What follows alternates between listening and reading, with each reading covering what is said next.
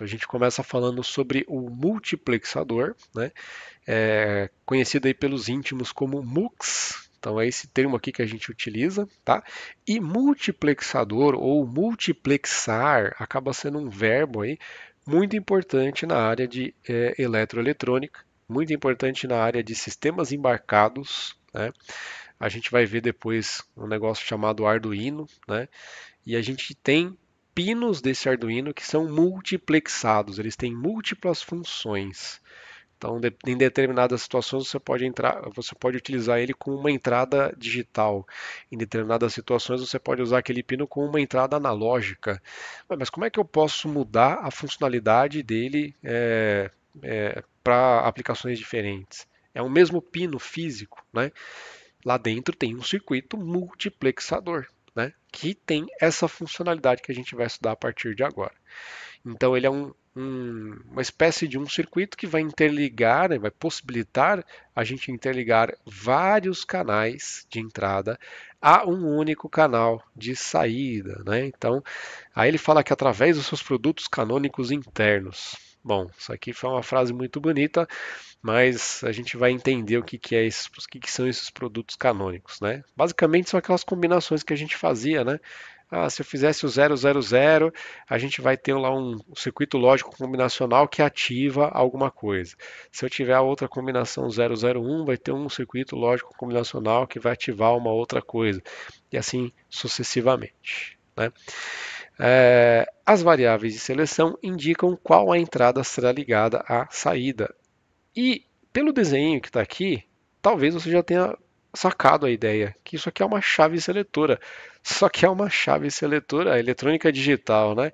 Então isso aqui é uma chave seletora digital, né? A gente fez a torradeira digital, a gente fez lá o sistema de votação digital, e esse aqui é uma chave seletora digital. Então ela trabalha com informações digitais, né? Então, essa chave seletora aqui, a ideia é essa, né? Você tem várias possibilidades de entradas, então tem aqui E0, E1, E2, assim por diante, e a gente tem alguma coisa que a gente seleciona, uma chave seletora ali, que a gente vai interligar alguma dessas entradas na nossa saída. Isso é um multiplexador. Esse desenho aqui é um desenho, né, para você entender a função, né? Mas normalmente a gente vai trabalhar com esse dispositivo na representação em forma de símbolo, né?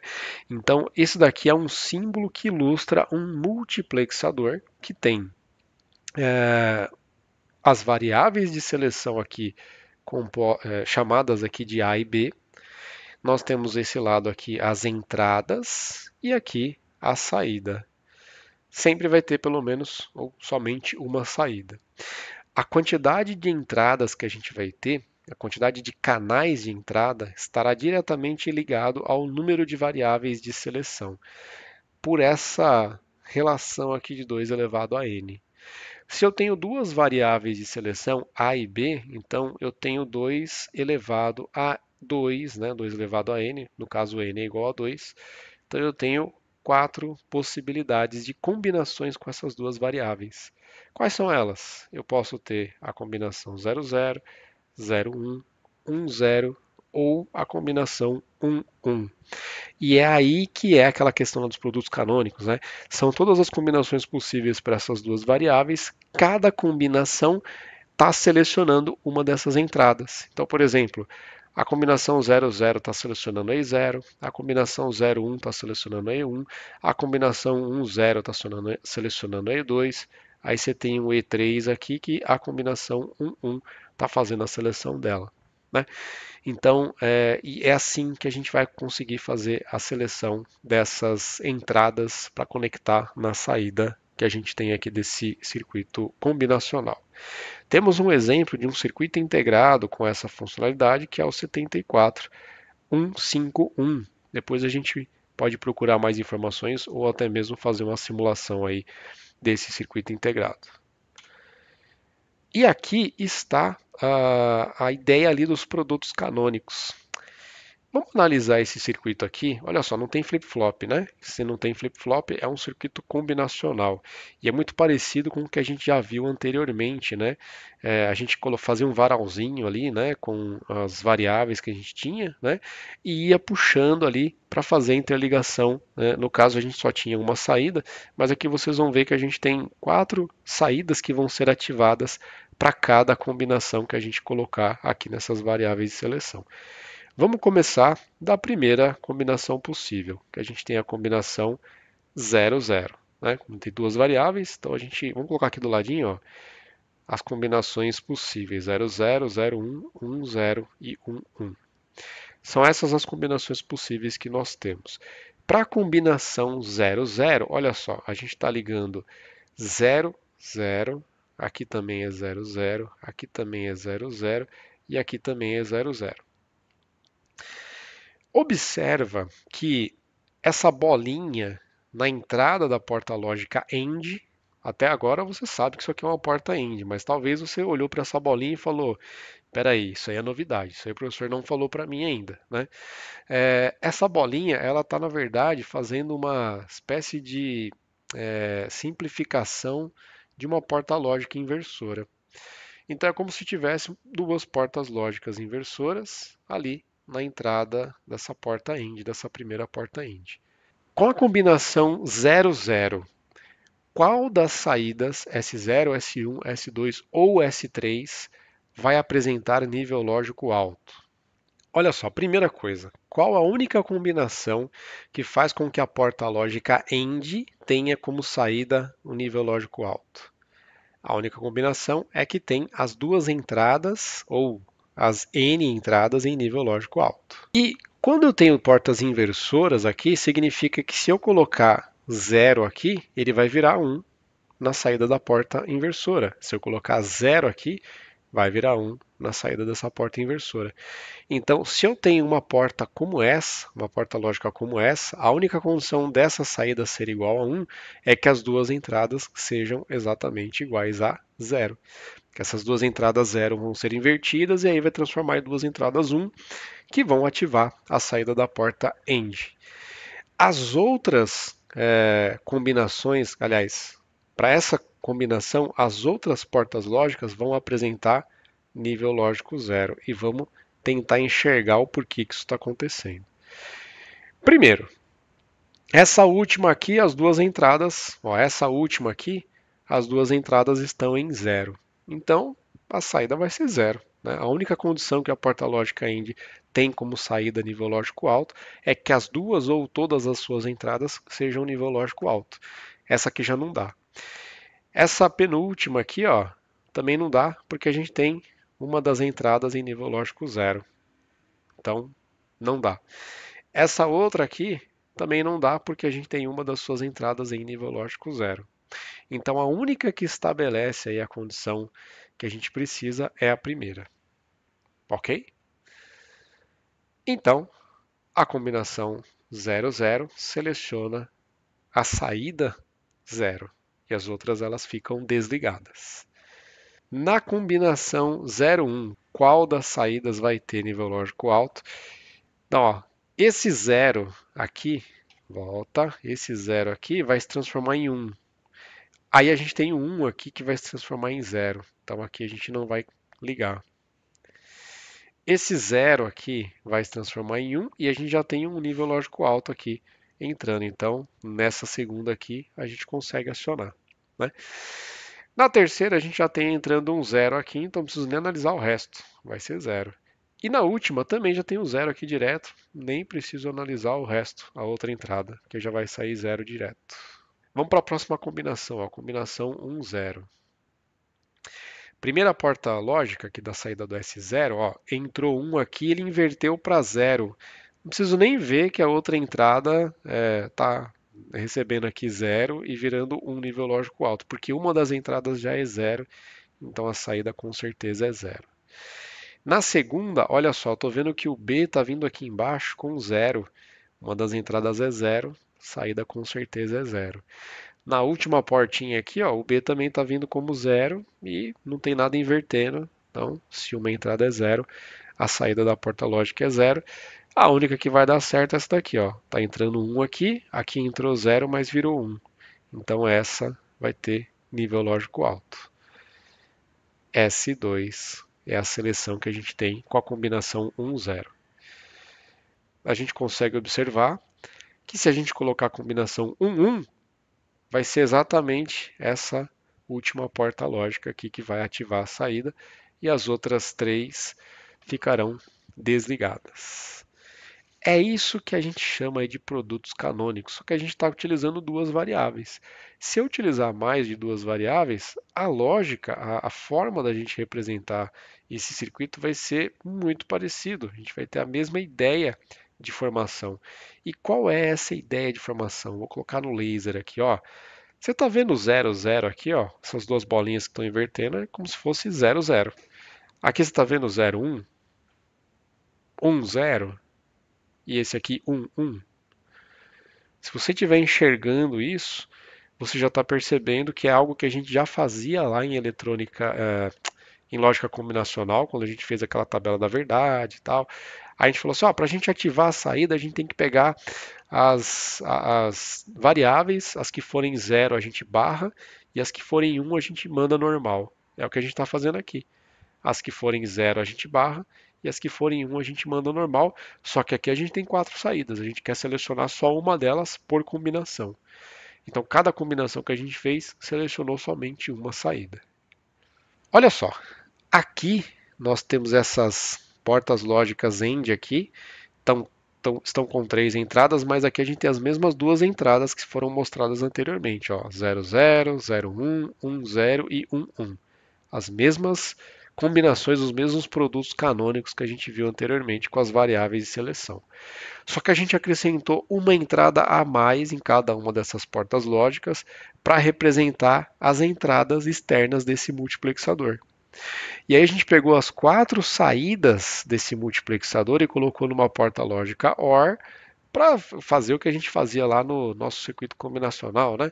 E ter somente uma saída. A nossa ideia é que seja somente uma saída, né? Olha só, vamos lá. Vamos colocar aqui a primeira combinação. Tem duas variáveis de seleção, então vou colocar a primeira combinação que é 0, 0. Se eu colocar 0, 0, você já sabe que aqui a gente vai ter nível lógico alto e nível lógico alto nessas duas entradas. Aqui na segunda porta lógica, aqui vai ser nível lógico alto e 0. Aqui vai ser 0 e nível lógico alto e aqui vai ser 0, 0. Já dá para perceber logo de cara que essa aqui, ó, eu nem sei qual que é essa entrada aqui, ó. Essa E1, também não sei qual que é a E2, também não sei qual que é a E3. Mas eu tenho certeza que aqui é 0, aqui é 0 e aqui é 0. Na primeira porta lógica, eu não sei o que é E0. Mas você concorda comigo que a saída vai ser E0? Sim, porque quais são os estados possíveis de E0? Ou E0 vale 0, ou E0 vale 1. É uma lógica, é um sistema binário. Se E0 valer 1, as duas outras entradas dessa porta lógica valem 1, então a gente vai ter como saída 1. Se E0 valer 0, é a única entrada que está fazendo 0, que está sendo com nível lógico 0, que vai fazer com que a saída seja 0, que as outras duas são 1. O que a gente acabou de perceber? Que quando a gente seleciona, né, coloca a seleção em 00, a gente está deixando a saída condicionada à entrada E0. Então, o que tiver entrando em E0 é o que vai ser jogado para a saída. Vendo aqui do ponto de vista da porta lógica OR, eu já sei que aqui é 0, aqui é 0 e aqui é 0. E aqui eu disse que é E0. Bom, uma porta lógica OR, ela tem como saída nível lógico alto, se pelo menos uma entrada for nível lógico alto. E ela vai ter 0 se todas as entradas forem 0. De novo, se E0 for 1, a gente vai ter como saída 1. Se E0 for 0, a gente vai ter como saída 0. Então a nossa saída nessa primeira combinação vai ser E0, que é o que a gente colocou aqui na tabelinha, né? E se eu for para a próxima combinação, o que vai acontecer? A próxima combinação vai ser aqui 0, 1. E de novo, né? 0, 1, aqui vai ser 1 e 0, já sei que aqui é 0. Aqui vai ser 1 e 1, então já sei, eu não sei ainda o que é aqui na saída, mas eu sei que depende de E1, né? Aqui vai ser 0 e 0, então já sei que aqui é 0. E aqui vai ser 0 e 1, já sei que aqui é 0. Então, eu sei que essa entrada aqui é 0, sei que essa é 0 e sei que essa é 0. Essa saída dessa porta lógica aqui, como está entrando E1 aqui, se E1 for 1, vai sair 1. Se E1 for 0, vai sair 0. Então, está condicionado a E1 aqui. E aqui é o E1 que está entrando nessa porta OR, que é o que vai ter na saída. Então, se E1 for 0, né, eu estou colocando 0, 1, 1. Ou seja, aqui vai ser 0 também. Se 1 é 0 aqui, ó, a gente vai ter como saída aqui nível lógico 0 na minha saída do meu circuitão. Se o E1 for 1, as três entradas dessa porta AND são 1, então a gente vai ter como saída nível lógico alto. A entrada aqui da porta OR vai ser nível lógico alto, pelo menos uma é alto, então a gente vai ter como saída nível lógico alto. Então eu espero que com essa análise que a gente acabou de fazer aqui, você tenha percebido que nessa segunda combinação a nossa saída é totalmente dependente de E1. Isso vai acontecer quando a gente colocar a combinação 1, 0, a nossa saída vai ser dependente de E2, e quando a gente colocar a combinação 1, 1, a nossa saída vai ser dependente de E3. Olha que legal. Então a gente acabou de utilizar esse recurso aí, né, de produtos canônicos que a gente acabou de descobrir como é que funciona e aplicamos em um circuito que tem a capacidade de fazer uma seleção. Então a gente seleciona os estados de quatro entradas diferentes que vão ser transmitidos para a saída. A gente não vai precisar o tempo todo ficar fazendo essa análise aqui. A gente vai começar a trabalhar com símbolo. Então, esse símbolo aí no lado direito é um símbolo que representa um multiplexador, um MUX, 8 por 1, ou seja, de 8 entradas com uma saída. E aí a gente tem 8, de E0 até E7, 8 entradas. Só que para eu selecionar uma dentre 8 entradas, eu preciso ter pelo menos 3 variáveis de seleção. Por isso que a gente tem A, B e C. O circuito interno é muito parecido com esse aqui, só que são 3 variáveis de seleção, então a gente tem 8 portas lógicas AND com 4 entradas cada uma, fazendo esses produtos canônicos, tudo certinho, e funcionando da mesma lógica, né? Conforme a gente colocar as combinações, as saídas serão dependentes dos estados das entradas. E veja o funcionamento, porque aí vocês vão compreender melhor, né? Vou vir aqui na lista de componentes, na letra P, vou colocar aqui o Logic Probe, vou colocar o Logic State, que são os dois carinhas que vão servir para a gente analisar, e 74151, eu acho que era esse, 74151, que era um multiplexador aqui, que era um dos exemplos que a gente tem. Deixa eu ver se eu acho algum que tenha modelo de simulação. Tem vários que não tem simulação. Não sei se todos eles vão funcionar, né?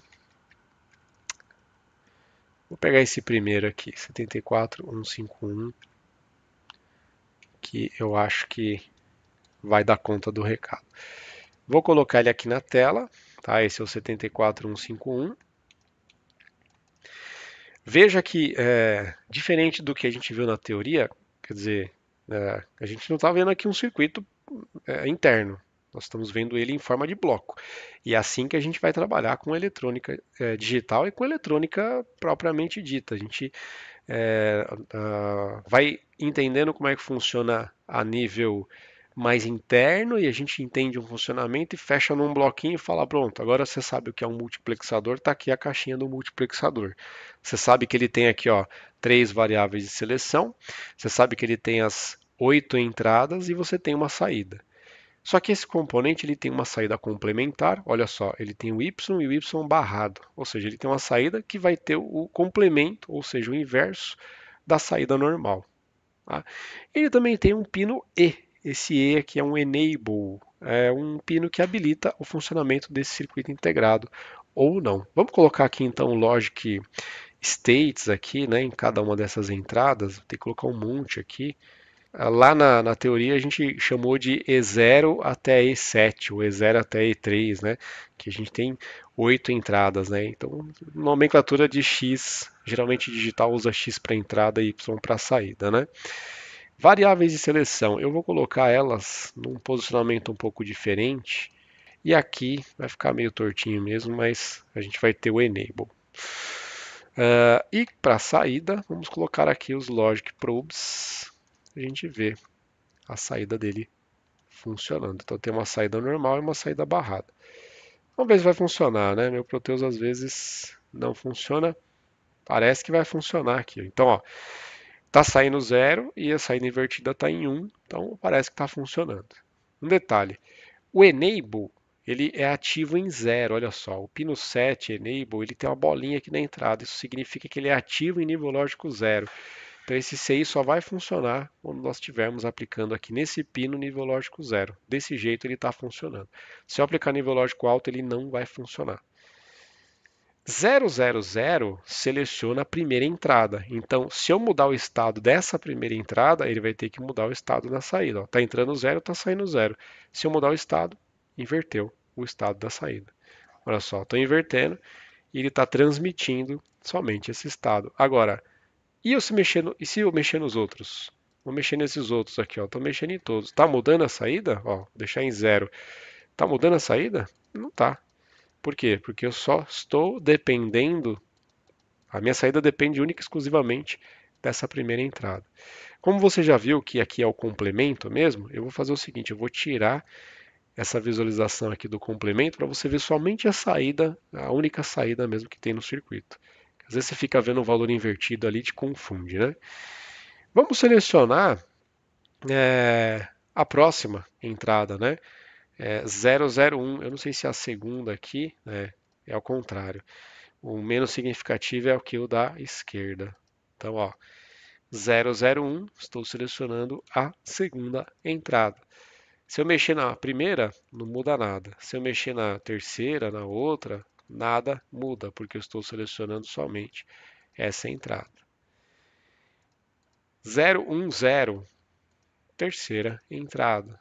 Mexer nas outras, nada altera. 011, quarta entrada. Não, acho que a partir daqui você já pegou a ideia, né?